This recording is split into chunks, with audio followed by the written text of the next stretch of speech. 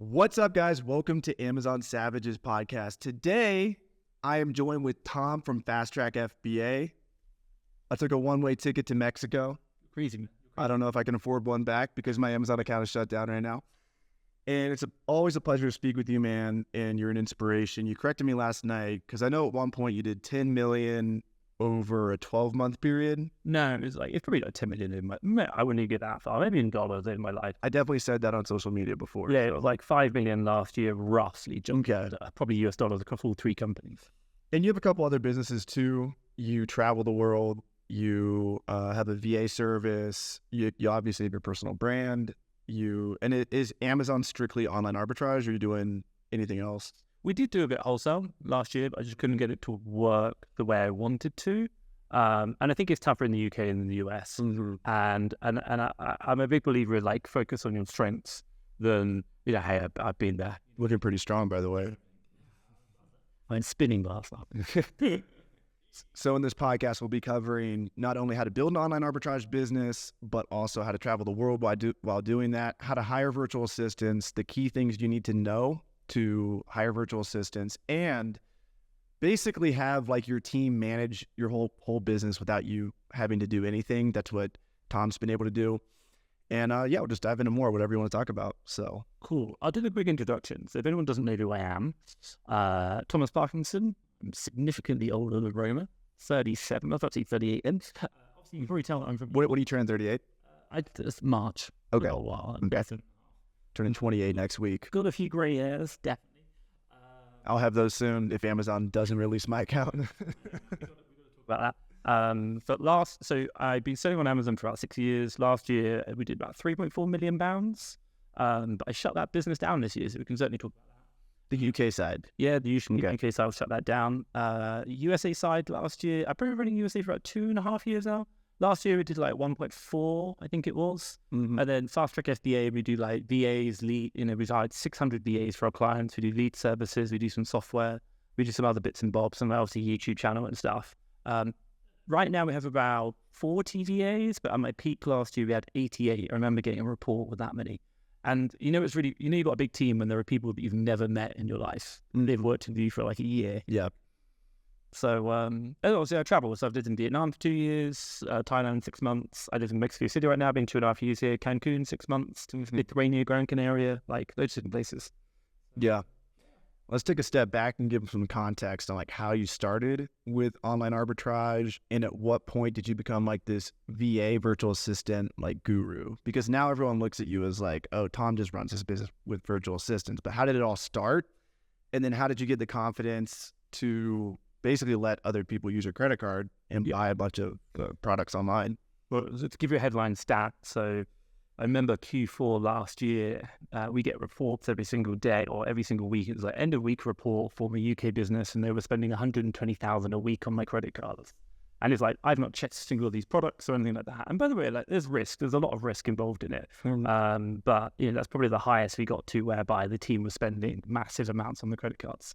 But to kind of bring it back, I've always been in management per se. Started off in bars, did that for 6 years, went into recruitment, and then I started my first business, which was procurement. And that was when I was 28, I think it was. But I've always been managing people throughout my life, managing bars. I think my first job out of university, I had 120 student staff, which was a nightmare. Wow. But when I was doing, I stopped my procurement business and I started the Amazon Online Arbitrage business. And my friend told me about this website called onlinejobs.ph, where you can hire people for $3 an hour. I mean, you're having a laugh. That's not real. That's called scamming people. Yeah. It's called slavery. What's interesting is the fact that $3 an hour in the Philippines is a really good wage. That works out at 25,000 pesos. Yep. The way I like to say it is if somebody from Mars, because people are they don't know, how much money $3 is to us. $3 is nothing to us, so you should be paying them more.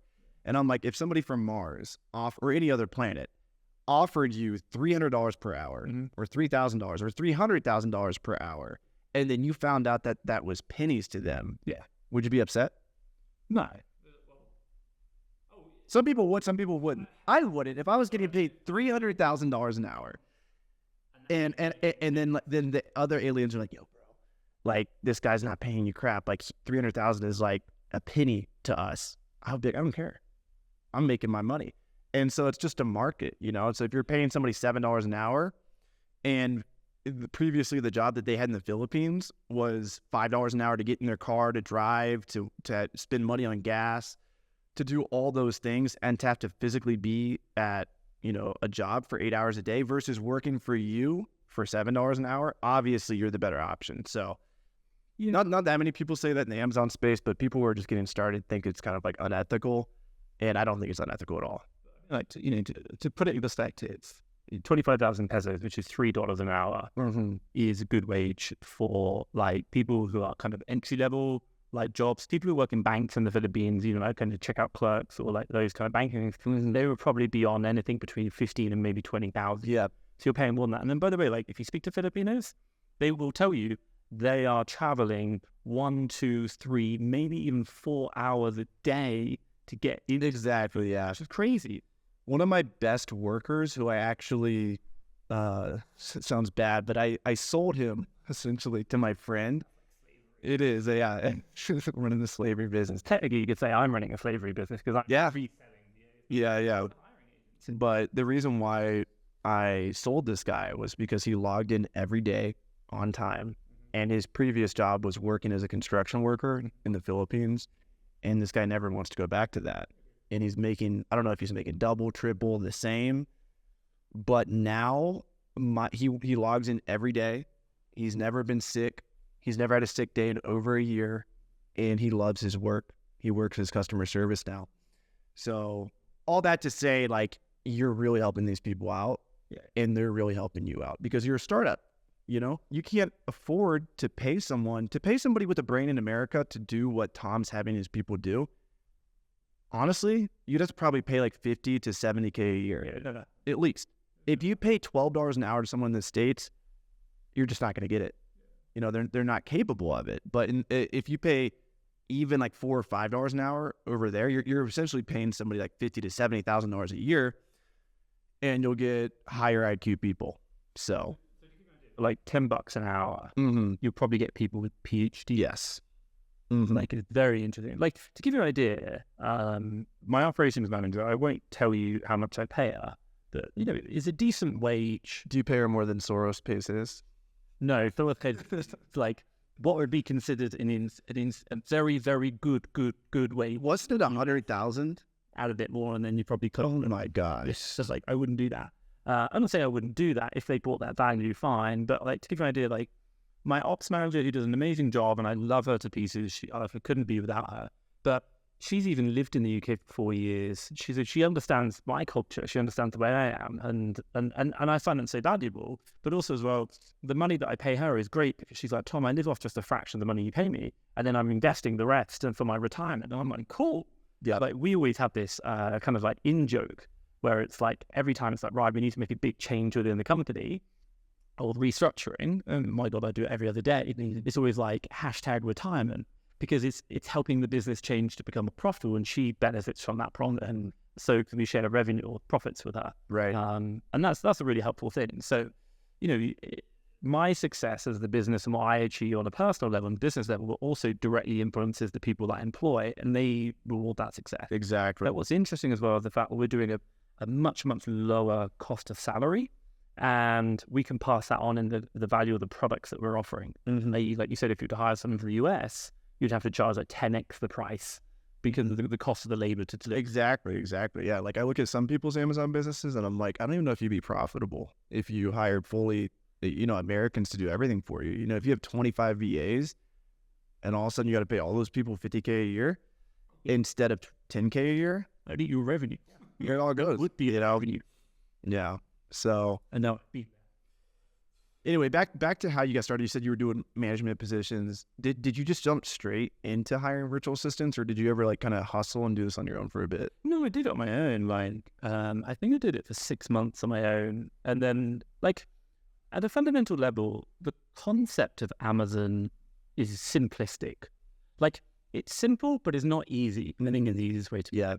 And you know, it's like buy low, sell high, and what you realize is that buy low is generally an equation of time.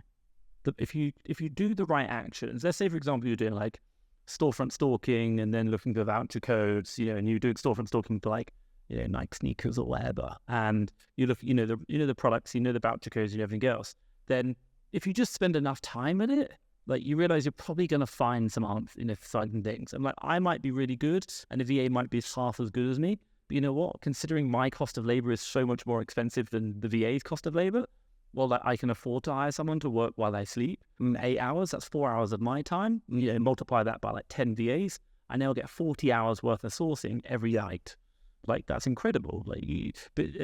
And I think in this whole game of like business, should we say, and I don't look at Amazon as just Amazon. I look at the game we play in with business as a game. It's an intellectual game. Is the fact that you are trying to use leverage to your advantage. So if we kind of talk about that, it's people, labor leverage. It's the oldest form in the book. Everyone loves it.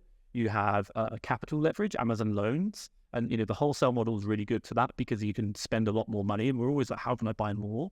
Then you have like network leverage, which is what you're doing right now with this. Mm-hmm. You're using your social network to do that. And then also you have like code leverage, which is your go-to lister. Yep. You're able to build software and leverage the power of that developer. Go-to lister, baby. Which is helping so many people. Sorry. No, you're good. And the net result is that, but you don't need labor to do that. You're using code. Yep. And I think for us is that, the best entrepreneurs use that in the best possible way. And they're always looking for ways how they can do it. But it's hard. And when you get it wrong, it goes wrong badly because you are leveraged. Mm-hmm. So what did the early days look like for you? You're out there hustling. Oh my God, don't even start me. Vast. Okay, so I want to put it out here. And I've been quite honest about this. My first year in Amazon, I lost money. I lost about $10,000. So $10,000. How many sales did you do? Oh, I have 160, 170 in my first year of Amazon, I think it was. I had 3 VAs over the course of the year, and they were all shit. So you did start hiring VAs pretty early. Yeah. I hired 6 months in. Did you read like Tim Ferriss or something? Like what inspired you to do that? Yeah, I read 4 Hour Work Week. My friend told me about it. My friend basically it's just putting the pieces together. So my friend told me about hiring VAs. I've already used staff, but you couldn't use staff in like UK staff in arbitrage. It was very challenging because the labor cost was too high. When you worked out you could do it a lot lower and you could teach them the right thing, you thought, cool. And by the way, like my mindset is probably exactly the same mindset of anyone just thinking about hiring a VA right now. Cool. I'll just hire someone, get them to source the Nike store or whatever it is, and we'll find deals. And the answer is it doesn't work. Yeah. And the reason why it doesn't work is because you need to be a lot more specific about it. You need to learn how to manage them. But also, it doesn't matter how good you're like, what you want to do and like your knowledge and all that. If you just hire someone who's bad, it doesn't work. And I thought I was quite confident with it because I'd hired, I'd probably hired over 1,000 people in my life very easily. My first job was 100 people. We replaced them every year, and it was 2 years in my job. So I thought I was quite good. But when you're hiring Filipino staff, oh my God, it's a completely different culture thing. And I didn't know about the yes sir, no sir, whatever you say sir, but I don't really understand you sir. All these kind of like cultural nuances. Yeah. And I've had to learn that, and I'm still learning it to this day. And I think business and leadership is a lesson of lifelong learning, 100%, and reflection and ups and downs. And people call it failures, but as Alex Hormozy says, I haven't failed if I haven't given up. Yeah. And I think that's so true. But yeah, so my first year was VAs, 3 VAs, lost 10,000, did about 160 in sales. And I had the situation whereby VAs wouldn't turn up, they would lie to my face. Their roof would blow off their house, their internet connection was bad. So much of this thing. Have you ever had like the excuse like I have a baby due tomorrow? Not that, but that happened to us recently, and we're just like, I didn't even know you were pregnant. It happens. It's like, what the hell?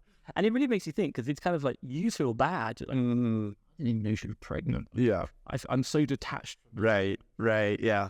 Which is easy to do when you speak like 1 hour a day. It is, especially it's really easy when you have like a team of like 5+ and you're extremely busy. But I mean, after talking with Soros and how he treats his team, and even seeing he sent his team to Tony Robbins, Unleash the Power Within. They did the virtual online one.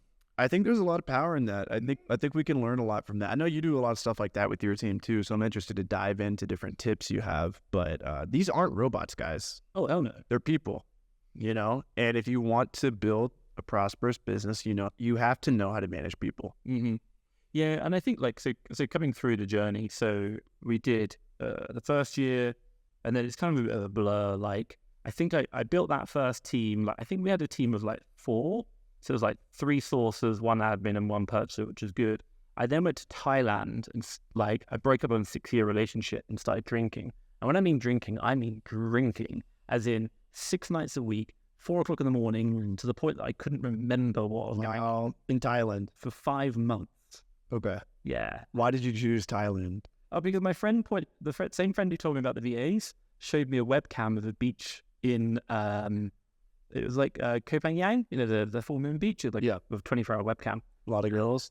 Well, it was pitch black at that time. We're in the UK, and I was like, damn. And then so that was the day I broke up with my girlfriend. So the 4 weeks later, I booked. What a coincidence. I know. I broke up with my girlfriend. My friend showed me that. He said, man, if I was you, I'd just go there. And he had that picture of that beach. And so I booked my flight out to Thailand only for 4 weeks to go for a holiday. Never came back. Like I was like, I'm like, no, why would I want to come home? Like my business is remote. It's beautiful. Life's super cheap. And I realized that basically my business, like for the first year, was that cheap? Is that cheaper than here in Mexico? Yeah. Well, Mexico. Yeah, I'd probably say Asia is cheaper than Latin America. Mm-hmm. Okay. Especially probably where we're at, because like basically here it's almost like American prices. Yeah, it's like I paid $250 for that steak. We went out a few weeks ago, and you texted me. I thought you were joking. It was $250 for a steak. I got a full tomahawk. I eat a lot.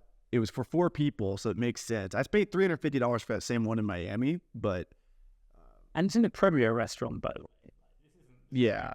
Yeah, it was like the best place you could go to. But anyway, I thought that was a little outrageous, like a little bit over the top.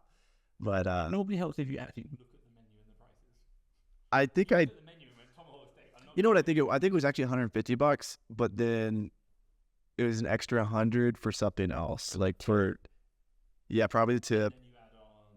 We shared some appetizers. So anyway, I interrupted you. You said you moved to Thailand. You had a quarter life crisis.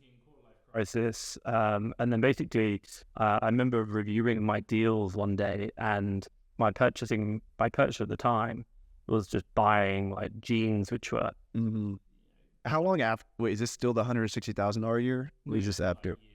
Okay, so like that year, like basically because I outsourced my sourcing by purchasing too quickly, she was buying like 56-inch waist. Yeah. And you're like, this looks great, but you didn't realize the variations don't sell at all. And all that. And so you have to get really nuanced, and you have to keep an eye on it. And I think the analogy, the learning from that is you can never let your business, like we all talk about passive income. It doesn't exist. You always have to work. My God, I own like property. I still have to reply to emails and do stuff. And like, that's the definition of passive, isn't it? Yeah. So I think there's always work you've got to do, but like that was kind of like year 2, I think it was, and then I kind of left and went to Vietnam for sort of 2 years and really focused down and started Fast Track FBA. But so I basically built a team up in Amazon business, and I think we got to I think it was 350K in sales. Probably like year 3, I say, and it wasn't like huge. And I started Fast Track FBA at this point doing leads. You're like, I know everything. Let me start teaching people how to do it. No, it wasn't. Actually, it came from frustration of like, I started Amazon because I didn't want to talk to people. I liked being like independent. I do what I like. And then when you're in a country where they don't speak English, and you're not seeing anyone, you're like, I want to connect with people. Yeah. And I thought that's how you don't learn a language in another country. You start talking to the internet people. If you really want to learn another language, you got to cut yourself off. I had to force myself when I was in Colombia to keep speaking Spanish, because at one point I wasn't making any content because I was only speaking Spanish. I was like, I have to connect with my fellow English speakers again, because I needed to make content. I just wasn't, so I had to, but then it became like a crux, because then I would always call my business. It was like a relief, dude. Like I would call my business friends. I would make podcasts. I'd be like, I can talk, I can express myself with words. Whereas like, I felt like my IQ was like nothing speaking in Spanish, because I'd be saying basic sentences like, do you have food? Yeah, exactly. And I'm like, I'm so much smarter in English than I am Spanish, but you have to go through that pain. You do. I can't do the language, but I went through that pain That's why I'm here. Like, I only speak Spanish outside of, business stuff. And it is more difficult now because I'm like super focused on business, but I'm still learning every day. I'm learning new words and stuff. You were like, when it took me 3 years to learn salsa to the point that I would dance publicly. Yeah. Really? How's your practice? Privately. Okay. Like lesson. Gotcha. Gotcha. Like in a class setting. Okay. Wow. 3 years is fucking long. I started on day one, but I would go out sometimes dancing salsa, and I would sit there by myself, and I would be so nervous. And I remember one night specifically, I didn't even dance the whole night. I'd literally be there and like never. And so I'm not a big drinker, but the week after that, I was like, I'm gonna drink tonight, and I gave myself permission. I just got so drunk, and I had a blast. But that proved to me it was a courage thing, and then worked through that, obviously. Anyway, back to what you were saying. No, I think but like whether it be like salsa, language, or even business, is the fact that you have to go through the pain. Mm-hmm. And that's when you're learning, is when you feel the pain. Like, I remember it to this day, like, I had to keep going, and like every single minute of my lesson with my teacher, I just wanted to run away. And I hated it, but I knew that I had to get through it, because if I knew that on the other side was a good place.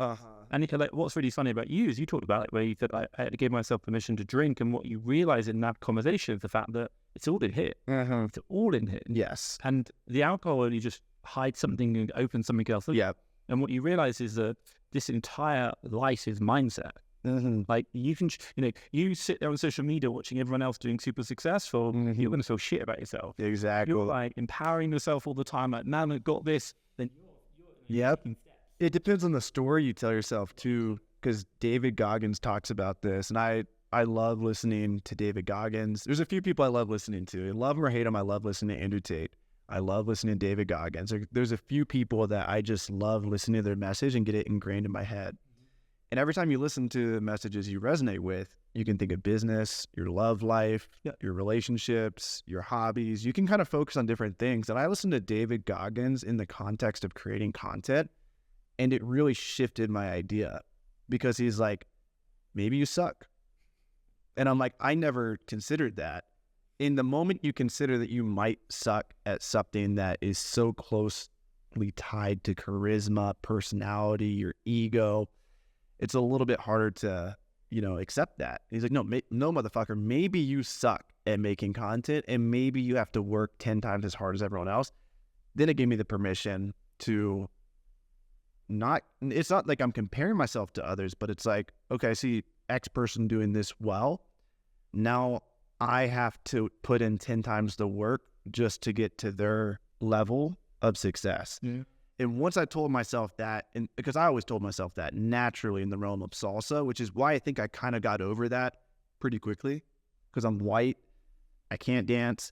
And so it just wasn't that much pressure to me. Whereas like a lot of Latinos who grew up with the culture, they would be nervous for years. They still are to this day. And I'm like, I'm just this white boy. Yeah. I know I still look cheesy. Yeah, I still look cheesy to this day though. And it's like, I don't even care anymore. It's like, I'll do my stupid little shoulder shake. I know my shoulders are stiff. But when you're supposed to be good at something, that's when you put up defense mechanisms, and you stop, you stop posting on social media, or you stop talking, like you just kind of close up. I think, I think the whole narrative, well, the point comes around with what expectation do you place on yourself? And if you go, I think you've got to catch yourself and say, whenever I see myself saying that I'm good at something is the moment I'm stop willing to accept that I'm bad and need to learn. Like, and I'm not saying that that's particularly right, but I'm saying like when you think you've got it, there's always someone better than you. Yes. And it's an ego thing, and our egos are so powerful. And I think it's the case if someone says you're good, like, I don't know who it was, someone said, the moment someone compliments you, you should shut down. And some people are going to hate that. But the idea is the fact that builds you up. And actually it builds you up, and it stops you from allowing other people to give you feedback. And what's interesting is like, if I, like the classic one, which is like, if I would say, hey man, you're a shit dancer, you might get angry because you think you're a good dancer. But if I call you like you're a really fat elephant, you just laugh. And all they are is words. Yeah. But you decide to internalize them. Exactly. And what's interesting is it's you who chooses to accept that. Exactly. I think if we don't have that kind of like ego and we don't accept the positives and the negatives and we can stay humble, that allows us to continue to learn and grow.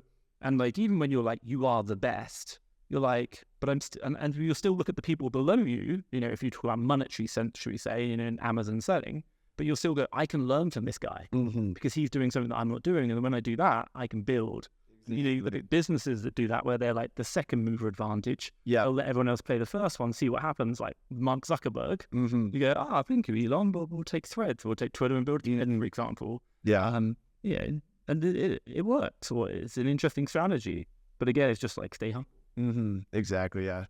And you know, the insecurities and superiority complexes that you have, whether you feel insecure or superior to people, they can all help you in some way. But at the end of the day, the important thing is to push yourself, to work, to learn. And you can use an inferiority complex. I'm not good as everyone else. I'm not making as much money as all the other Amazon sellers. You can use that as fuel. Or that's a hilarious one, because if you earn more than $30,000 per year, I think you're in like the top 10% of the 1% in the world. That's crazy. It's like 99% of the people you're not even thinking about. You're looking at just the tiny fraction. Yeah. And you're saying, I'm not successful. You're usually comparing yourself to the people that make kind of around you, like a little bit more than you. Because the moment you start making more, like I think the most profit I've made in a year is between 200 and 250,000.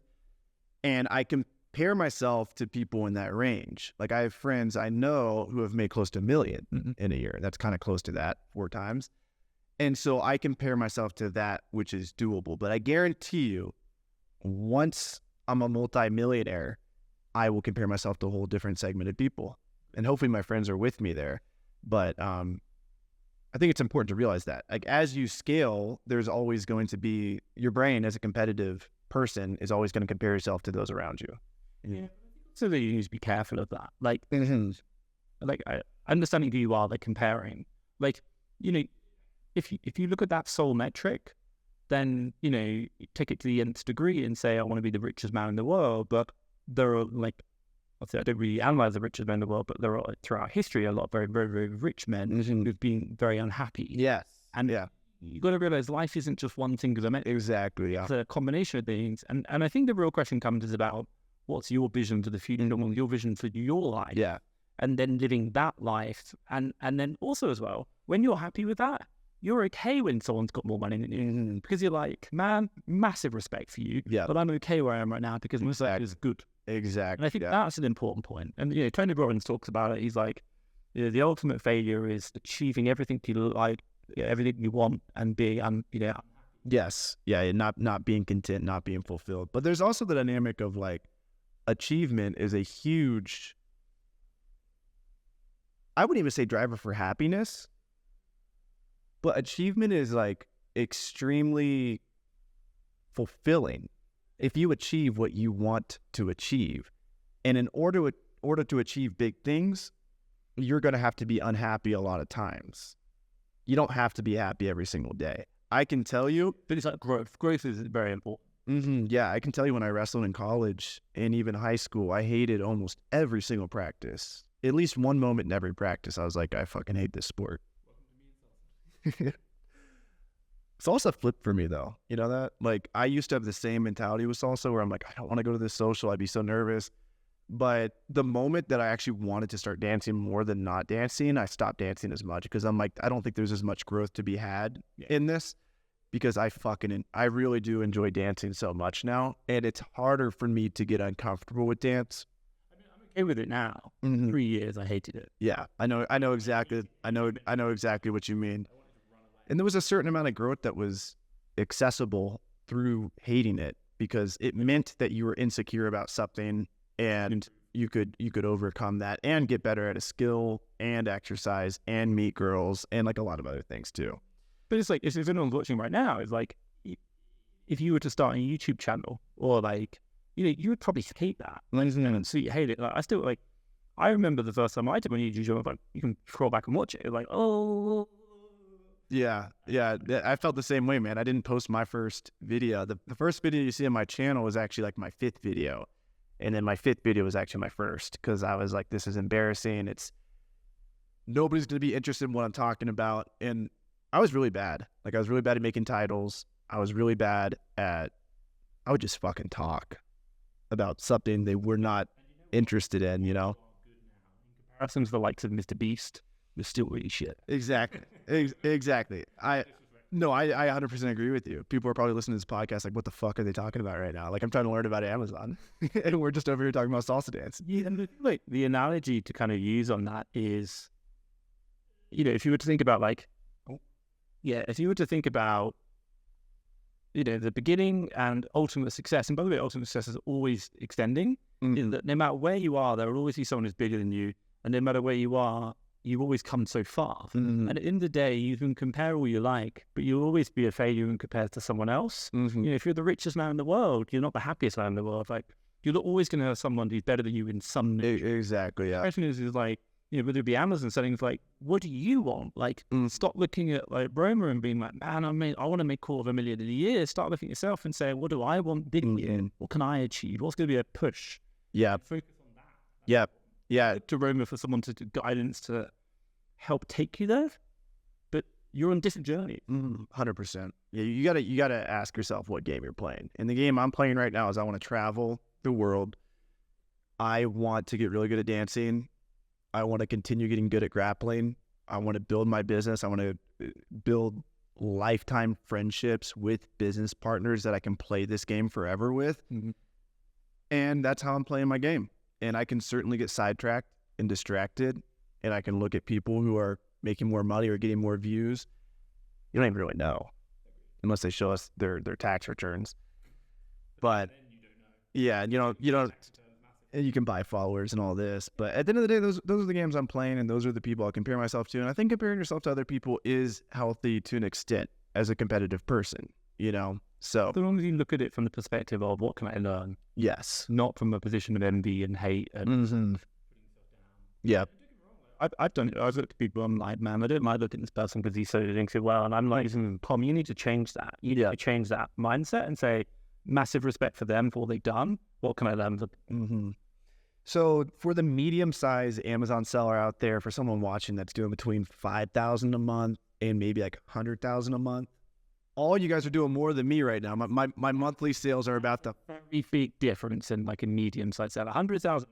I know people doing like $20K a month and they're making more profit than people doing $100K a month. So that's kind of why I set that range. But what advice would you have for I guess a medium-sized seller like that who's looking up to you and me, especially you though, in the sense that you've created this whole team that runs your business for you? At what point should they make that shift to complete delegation, and how would they do so? Okay, so these are a couple of really, really big caveats in here. Like, building a team isn't always the answer, and like, it isn't also, if your business isn't profitable and you don't know what you're doing, hiring people is just going to scare the problem. People are a form of leverage. And if it's not working right now, you're going to make it even worse. If that makes sense. Like, if you're buying bad deals and then you go get a loan to buy bigger bad deals, and then you have a bigger problem. If you're really good at digging a hole, you're just going to get better at digging a hole. Bigger and just a bigger hole. So I'm going to go from the perspective of your business is running fine, you know what you're at, and you want to grow. You know what people can do to get their profitability, correct? GoToLister.com, baby. You guys can use the code TOM. If you email us at support@GoToLister.com, we'll give you half off your first month. But what we allow you to do is you can hook up your account.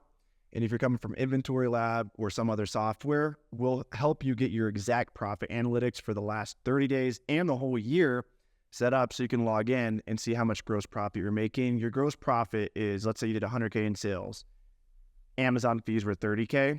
You're left with a 70K payout. But if you paid 50K for that inventory, you're left with a true 20K gross profit. And then, of course, you have to factor in VA costs, prep costs, all that. What we allow you to do is just look at, hey, I did this much in sales and this much gross profit. That way you can see if you're digging yourself in a hole or not.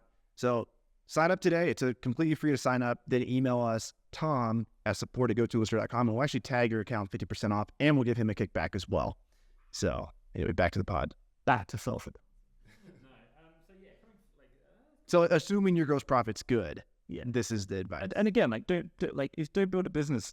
Don't try and grow a business if it isn't working. You got to know if it's working or not. You can't go off this shit with feel. Yeah, and what I would probably say is like orange. This is obvious. Orange bars are not profitability. And, like when you're doing like use your software and like make sure you got the numbers dialed in. And I'm not talking like we've got 1 month. Cool, I just made some money as an Amara BA. Like no, I'm like running a business here where I've got 3 months at least. Yeah. Of like consistently good profits. I know it.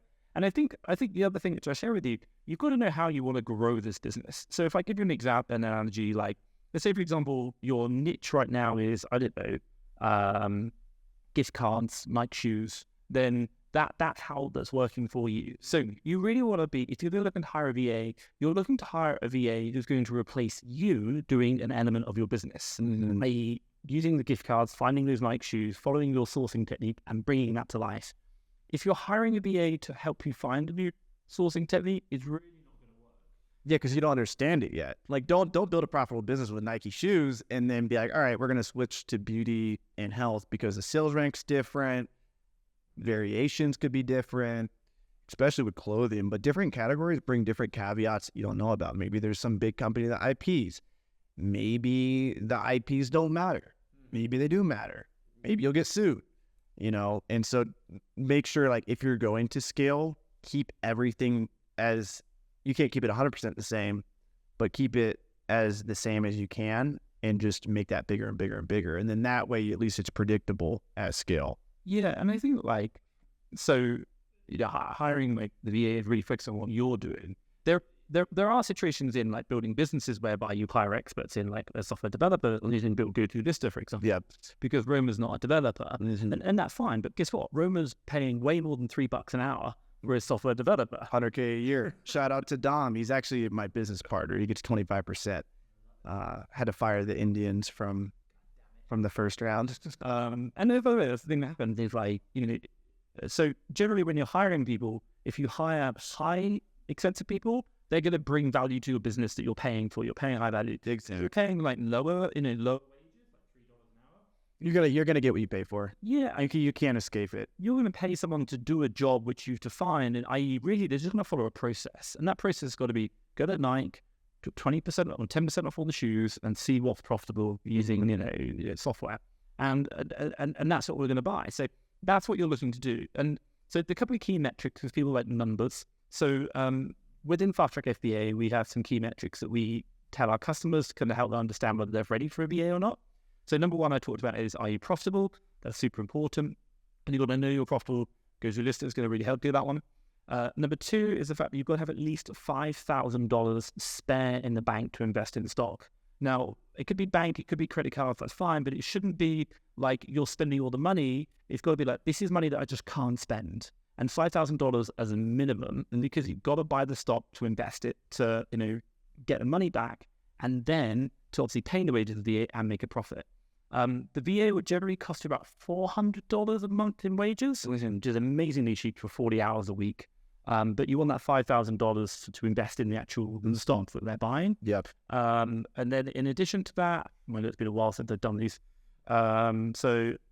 And then what else are you looking? You've got to have at least an hour a day free. You've got to sit down with your member of staff. They're not like, they need feedback. They need to know what your deals are. And that's super, super important. And also, there's got to be a long-term commitment. It's not like, I'll hire a BA today and, if it doesn't work, whatever. It's like, no. Like, this isn't about, if my DA doesn't work, I'll just give up. It'll be like, no, I am building a team regardless. And the one thing we kind of understand within Fast Track FBA is the fact that as part of our package is, within the first 13 weeks, we fully support our clients.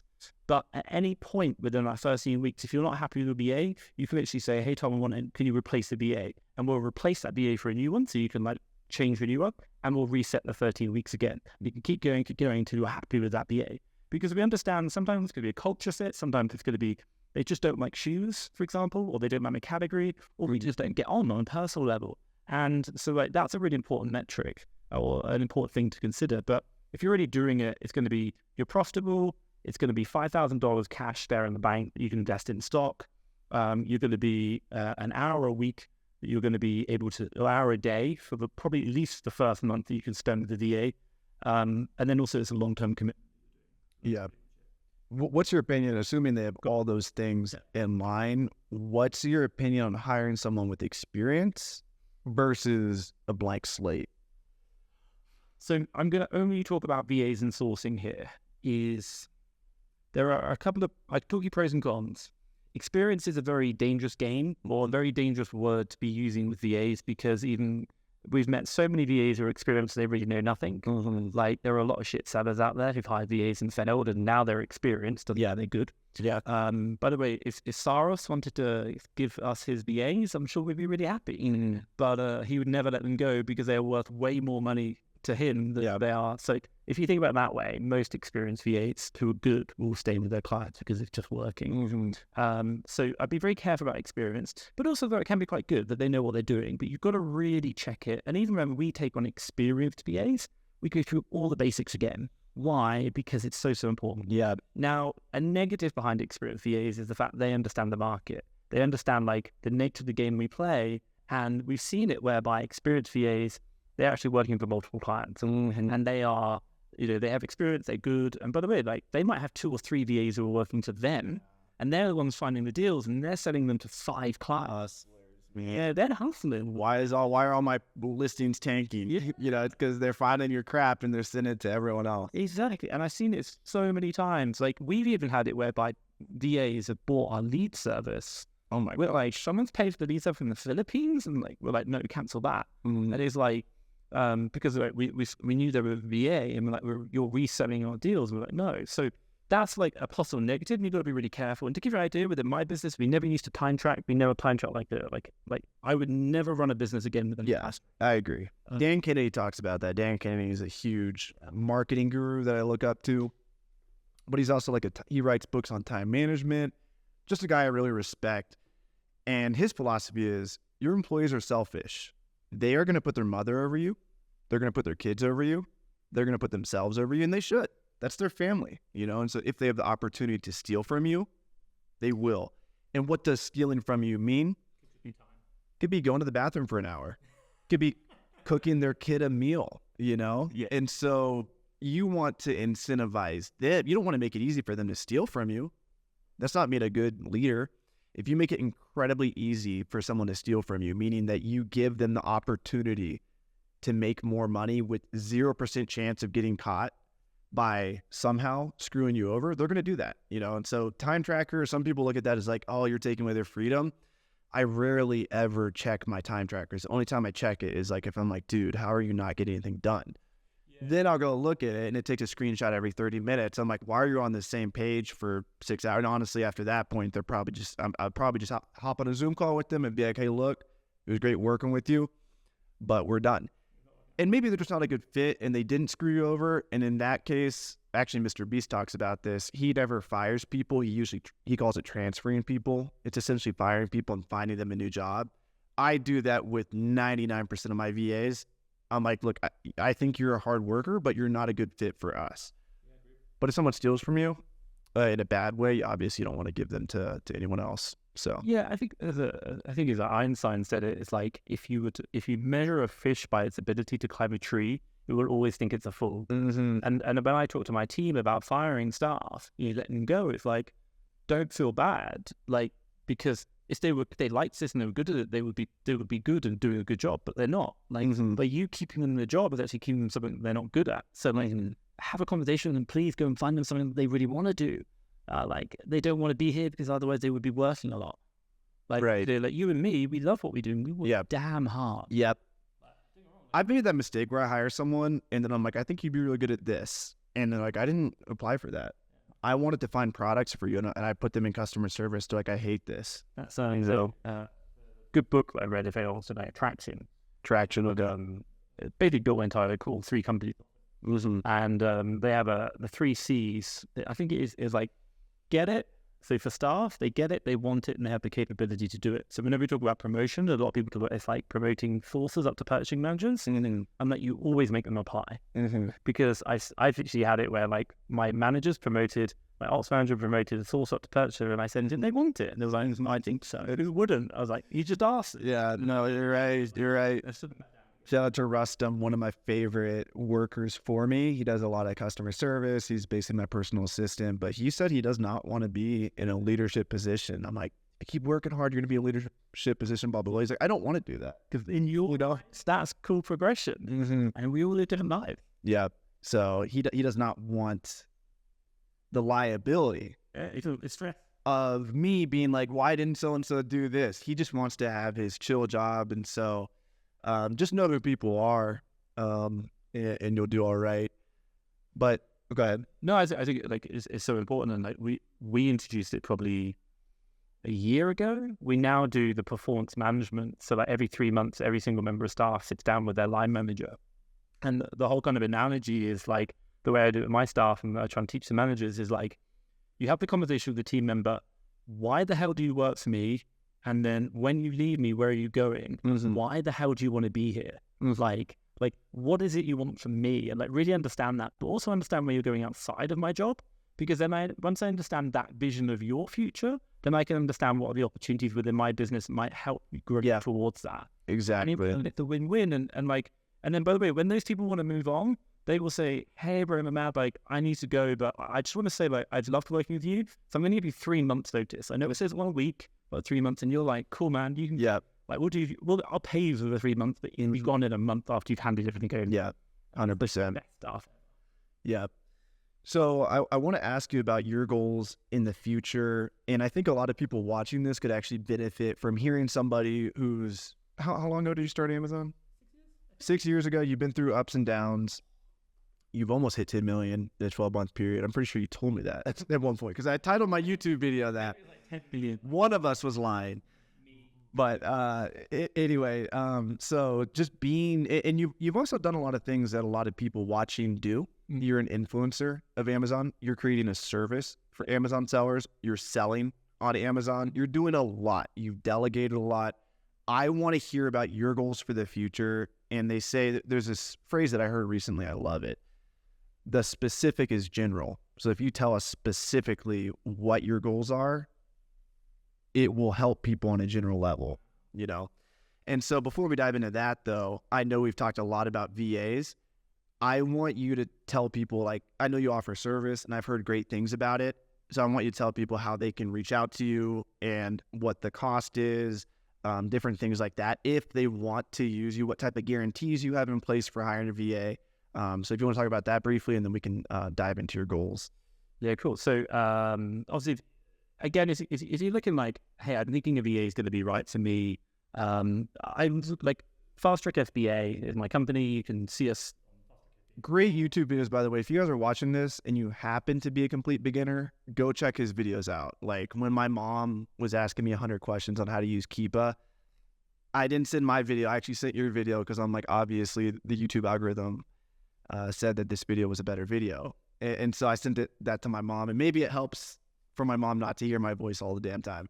But you have a lot of good beginner videos too. So not just for like medium to advanced sellers, hiring VA stuff. Go watch his stuff too if you're just starting out and you want to learn the ropes. I know we didn't really talk too much about starting selling on Amazon, but the purpose of this podcast is, you know, to help you grow your business, to inspire you, to show you people who are doing it. And we're not going to be able to talk about, you know, how to read a Keepa graph every fucking episode. I would blow my brains out if that was the case. So go check out his channel. He's got a lot of good beginner videos on that.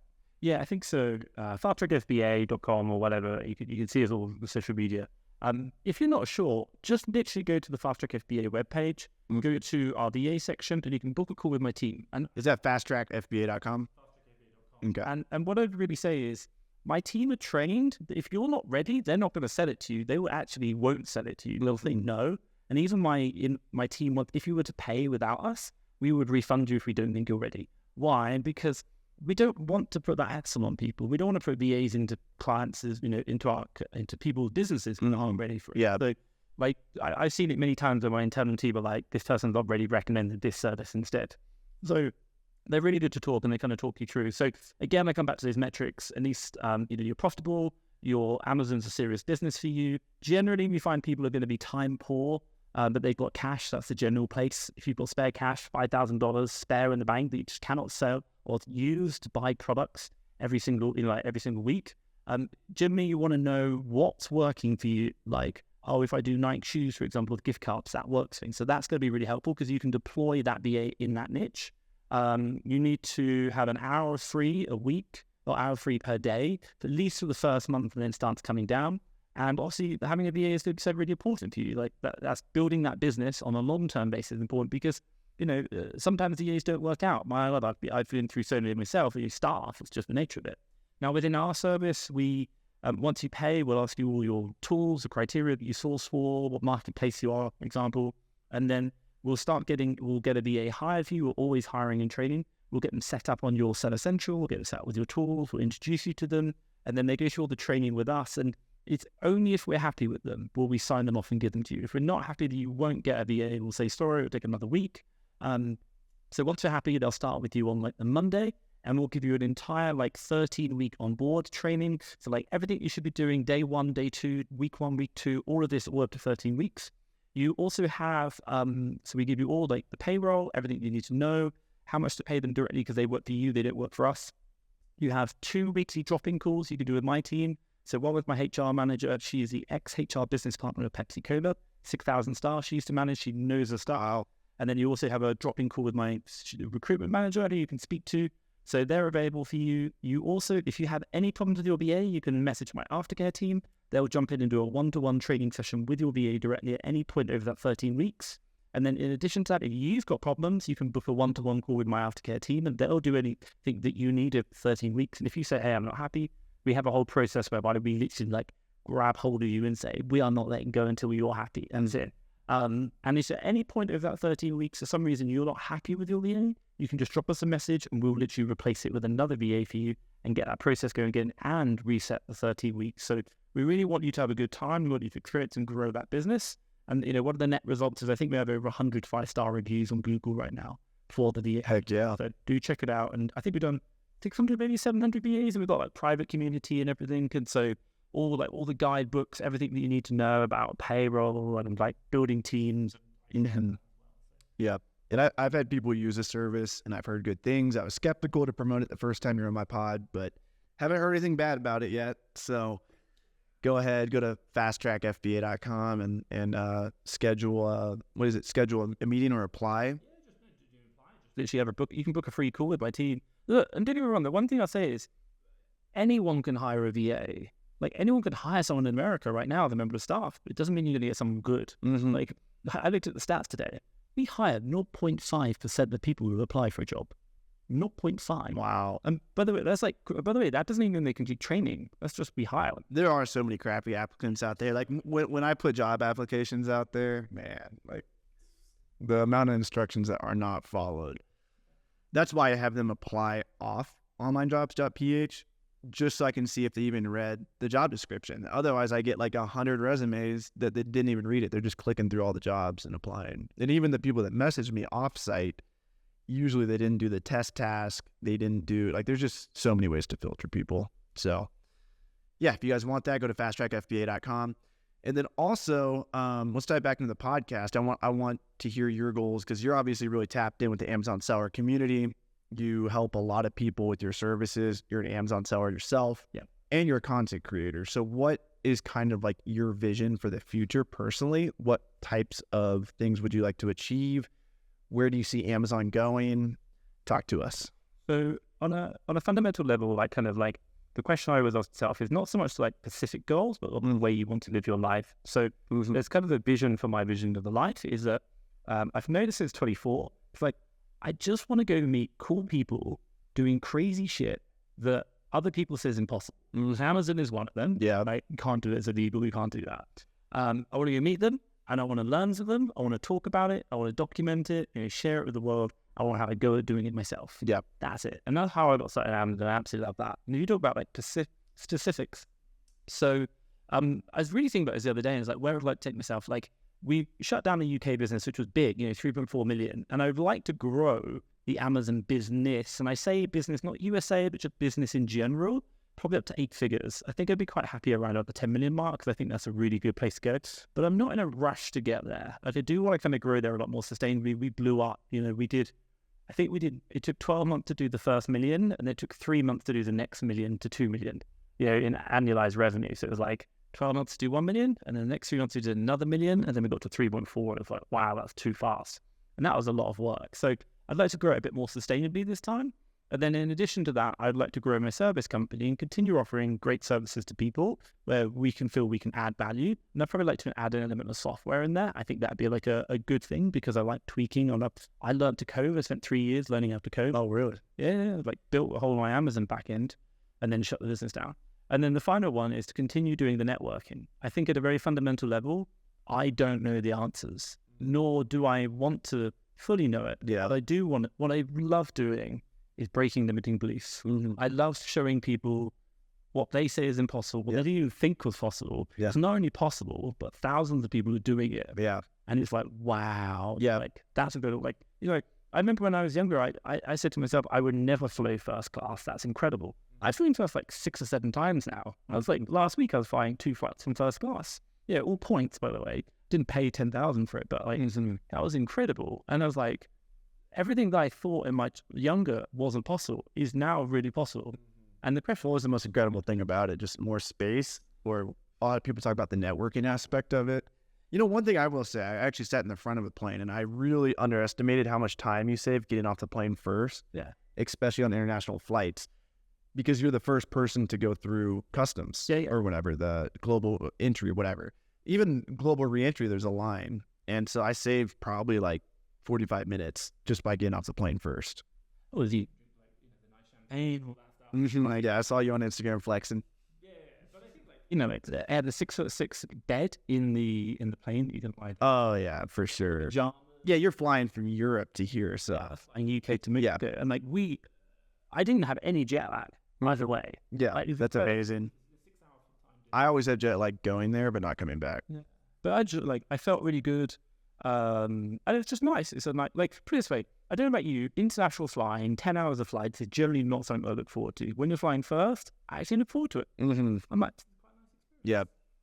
I've never done it. And there's a few things I just won't let myself do. I still drive a fucking shitty Toyota Corolla. And I vow, if you guys see me driving a car, my net worth is at least 10 times that.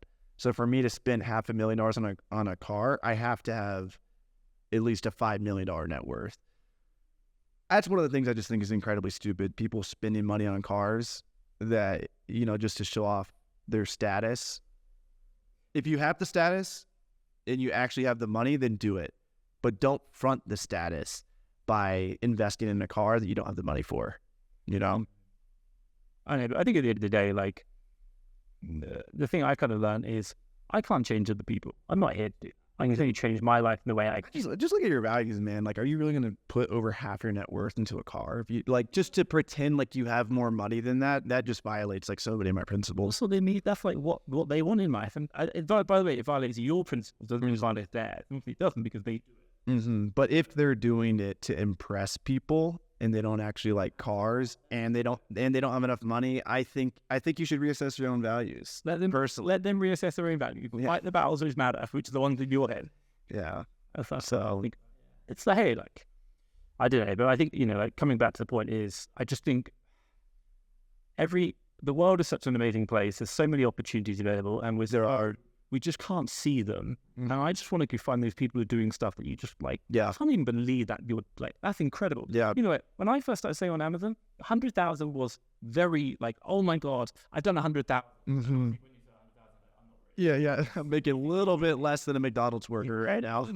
But what was really fun is 100,000, but I was like, wow, it's amazing. And then I did 1 million, and then you built 2 7-figure companies, and it was cool. And my quality of life obviously improves. But when you meet people, and by the way, I don't go around and be I built 2 7-figure companies, but it's just nice to say when people say, oh, it's impossible to sell on Amazon, you go, I've done it once, I've done it twice, and I know lots of other people. Yeah, my Amazon account is shut down right now, and I'm still making content about selling on Amazon. Part of that is I selfishly want to grow my software company. I want to continue to grow my personal brand, But a deeper reason is I truly believe in the opportunity of selling on Amazon. And I just know so few people who actually, I don't know anybody who is giving 100% effort to their Amazon business. I don't know a single person out there. I know people who are giving 73% effort. Even my friends who are doing big things on social media, Flips for Miles, Taylor, Jameson, all of these people are putting so much effort, like 20 plus hours a week into other things. Taylor's is travel, and he's doing like Airbnb and other things. Miles fully puts in 50 hours a week into content every week and maintains a 7-figure Amazon business. Me personally, before my Amazon account was shut down, I was doing like 25K profit months, but at the same time, I was building GoToLister. I was working on my personal brand. I was working on my salsa moves. I was working on my jiu-jitsu moves. I'm doing a lot of things. Nobody out there is giving 100% effort to Amazon. I guarantee if you do give 100% effort, or as close as possible, because actually it's probably impossible to give 100% effort if you truly look at it, you're going to get fucking results. And you'll get results in any business model. You don't have to sell on Amazon, but Amazon's one of them that I really do believe gives you the opportunity to travel and do all these awesome things. And we've met a ton of people in the community who, it's just a vehicle, yeah. And we've met so many people in the community who are, you know, so inspiring, you know, living wherever they want, living life on their terms, getting to the point where they can retire. Shout out the book flipper, Caleb Roth. Never has to work again fully from Amazon. All of his businesses revolved around Amazon. Never has to work again. And even him, he golfed a lot. So he probably gave 75% effort to his Amazon business, you know? So there's an extreme amount of opportunity out there. I think the other thing which I look at and I share this with people is like, look, don't just look at like, because everyone's like, oh, Amazon's going to end or whatever. Like, forget that. It doesn't matter. Like, you're learning the skills of business. Mm-hmm. And like, yeah, you're right. Amazon didn't exist 25 years ago. And by the way, in the next 20 years, something else is going to come up. But like the skills you learn, like trade, which is what arbitrage is, and wholesale is trade, that will always be here. Mm-hmm. And managing people, you know, like building network, social, learning how to find good people to follow and not. Like these are skills. And once you learn them, they can never be taken away, and you can deploy them in other areas of your life and other businesses. And like, you know, I've done it in mine, you've done it in yours. Mm-hmm. You know, you've seen the opportunities, and by doing that, you've diversified, but also leveled up your life as well. Yeah, definitely. Yeah, skills are transferable. Anything else? Any other goals you have that you want to share? Not so much. Like traveling to the part. I just one thing that I really, really enjoy is like the idea of just meeting really interesting people and understanding that. And that's something that I find fascinating because, yeah, same. Like breaking limiting beliefs is something which, like, number one, I've gone through a lot of my life and still going through today. You know, I do Tony Robbins coaching for 4 years. I coach. I meet him every Sunday and we talk on the phone every Sunday. Mm-hmm. But, you know, it's just inspiring to meet people who are like, you know, I thought I was a big seller, and then you go and meet like Saros, and you're like, yeah, he did it in year 2, 10 million. Yeah, Soros messages me. He's like, man, I used to watch your Facebook ads. I ran Facebook ads for getting people to sell books on Amazon, and seeing this guy just do 10 million plus a year, starting from me, and I'm doing like 1.5 on a good year. It's like, that's fucking inspiring. Yeah, you know, and it's just, you know, I think there are just levels to the game. And I look at the game and say it's inspiring to meet these people, and I just continue to do that. Why? Because they get to live life on their own terms, and they show you a way of life that you didn't even know was possible. That's what I find interesting. You're like, I didn't even know I could fly first class, and I met somebody who taught me about points, and then all of a sudden, you know, I spent 3 months last year at Marriott 5-star hotels. Mm-hmm. Like, that shit's crazy. Yeah, I don't stop there sometimes. Yeah, I'm like, I didn't know that people also, but like, you know, I spent a few thousand on that. Yeah, it's not much. But again, if you want to live an extraordinary life, you've got to go find people who are doing extraordinary things, learn to them, and then obviously put 100% in. And my God, your life can be, you know, what other people dream about. 100%. I think it's such an opportunity we live in. Like, there's never a better time to live than. Yeah, no, I agree. Fast Track FBA, guys, you can follow him below. All of his socials will be linked. Also, if you want to learn more about selling on Amazon, definitely go check out his channel. We also have a free OA course at oneaceandaway.com. That's me and my friend Taylor put that together. It's 100% free. If you guys use the code TOM, it's not a code, but if you message us, support@GoToLister.com, TOM, after you sign up for GoToLister, make sure it's the same email that you're messaging us from. We'll tag half off your first month of GoToLister. Get your profit analytics right. Use the fastest listing software on the planet. We also have smart pricing. We let you know when there's no FBA offers so you can make more profit on the items that you list. And any last words, Tom, for him? I know whatever happens in the future of you, you're going to look back on what's just happened. Oh, this is just a road bump. And yeah, he's referring to the Amazon account shutdown, and we'll fucking get over this. So yeah, 100%. Thanks, brother. Thanks, man.